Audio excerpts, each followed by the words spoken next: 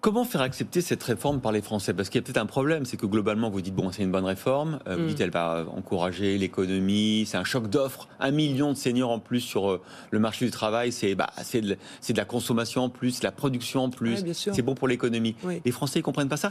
Tous les syndicats de salariés sont opposés à la réforme. Oui. Est-ce que vous ne craignez pas quand même que ce soit la réforme du MEDEF? Comment on explique aux Français maintenant? Non, alors d'abord, il y a eu des concertations avec l'ensemble des partenaires sociaux, et c'est vrai que les syndicats de salariés avaient tous dit bon, on n'est pas tout à fait pour cette retraite, et c'est pas un hasard si la semaine prochaine ils appellent à la mobilisation communément. Comment faire accepter? En fait, par de la pédagogie et du réalisme, c'est-à-dire que on veut absolument avoir cette retraite par répartition. Tout le monde comprend qu'il y a moins de monde aujourd'hui qui cotise pour les retraités qu'en 1960 ou en 1945. Donc on est beaucoup moins à cotiser d'actifs pour les retraités. Si vraiment on veut se donner une chance de se dire que nos enfants, nous-mêmes dans la génération qui est touchée, donnons-nous une chance là, parce que faisons le scénario catastrophe, on n'y arrive pas. Mais comment on va faire pour payer les retraites dans 10 ans? Et c'est marrant parce que vous avez le même argument que le gouvernement, et je pense que c'est le mauvais argument. Alors, en fait, l'argument de l'équilibre du régime, vous savez, on voit les rapports du corps et tout, il est discuté, il y a débat parmi les spécialistes. Oui. En revanche, ce que vous ne dites pas ce matin, ce que vous pourriez dire peut-être, c'est que ça va créer de la croissance, de l'emploi, de la consommation, et qu'on va être plus riche. Pourquoi vous dites pas ça? Un point de PIB, disait Bruno Le Maire. Donc en fait c'est un autre argument qu'il faut présenter, c'est de se dire, aujourd'hui, on a le problème du pouvoir d'achat.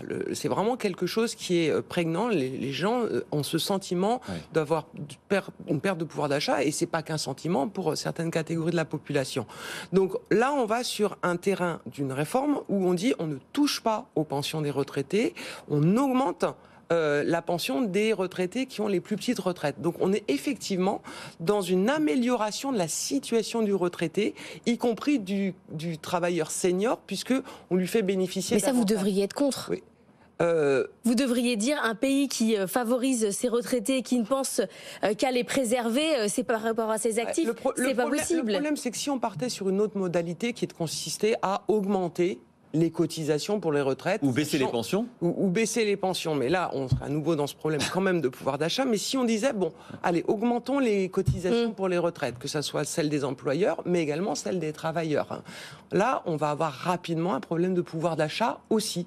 Donc on ne touche pas au pouvoir d'achat, et on considère que c'est uniquement le fait de travailler un peu plus, et qu'en 2030, dans 7 ans, on soit à 64 ans. Mais vous ne reprenez pas l'argument de la compétitivité de l'économie, vous dites pas on va produire plus, on va investir plus, on va... En fait, c'est la conséquence logique. Ouais. Si vous dites... Mais ça ne pourrait pas que les Français comprendraient mieux si on leur disait... Si vous dites on va travailler plus... Oui, mais c'est loin pour les Français. Moi, je préfère me mettre à hauteur d'un Français que ça impacte, être dans la pédagogie, parce que la consolidation de tout ça et dire ça fait plus de PIB, je ne sais pas... Vous voyez, je ne sais pas si ça touche le futur retraité, et lui dire on préserve votre retraite et on donne davantage de droits, moi je pense que c'est de nature à expliquer les choses. On a une date pour la grève. La première grève, c'est jeudi prochain. La CGT nous promet une mobilisation plus forte qu'en 95.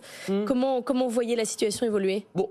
D'abord, on le savait, puisque dans les concertations, les syndicats étaient assez alignés pour dire on n'est pas tout à fait d'accord avec on n'est pas d'accord du tout avec cette réforme. Donc du coup, c'est pas un hasard, c'est la démocratie sociale. Le droit de grève, il est constitutionnel. Donc quelque part, on était un peu prévenu que ça existerait. Maintenant, je dirais que le prochain débat, en réalité, il sera pas forcément dans la rue. Le prochain débat, c'est au Parlement. C'est que cette loi, elle va être discutée au Parlement et sous un terrain purement politique. Donc d'un côté, on a les syndicats, on savait qu'ils n'étaient pas d'accord, ils se mobilisent tous. Voilà, on était prévenus. Et d'un autre côté, il va y avoir le débat parlementaire qui va faire Si la rue est forte, ça pourrait faire balancer les LR dans un autre camp. Alors ça, c'est un terrain politique. Je dirais, moi, je suis sur le terrain économique et social. Donc je ne vais pas me lancer dans des conjectures politiques.